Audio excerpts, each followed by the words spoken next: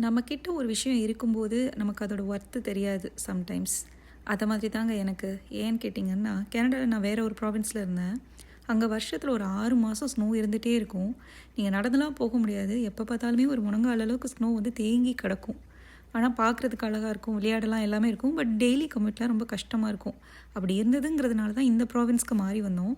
இங்கே வந்தோன்னே என்னடா ஸ்னோவே பார்க்க முடியலன்னு வருத்தமாக இருக்குது. இந்த சீலிங் மேலே உள்ள ஸ்னோவும் இந்த ரோட்டில் குட்டி குட்டியாக இருக்கல புல் மேலெலாம் இவ்வளோ தான் பெஞ்சுது. இதில் என்ன ஒரு டேஞ்சரஸான விஷயம்னு சொல்லி பார்த்தீங்கன்னா, இந்த ஸ்னோ இந்த மாதிரி வாக்வேயில் இருக்குது இல்லையா, இது வந்து அப்படியே ஃப்ரீஸ் ஆகி நிற்கும். கண்ணுக்கே தெரியாது, பிளாக் கலரில் அப்படியே ஃபார்ம் ஆகி நிற்கும். நீங்கள் ஏதோ ஸ்னோ தானேன்னு சொல்லிட்டு அசால்ட்டாக நடந்து போனீங்கன்னு வச்சுக்கோங்களேன், மண்ணை வாரி விட்டு விழுக வேண்டியதான். நான்லாம் அந்த மாதிரி நிறைய தடவை விழுந்திருக்கேன்.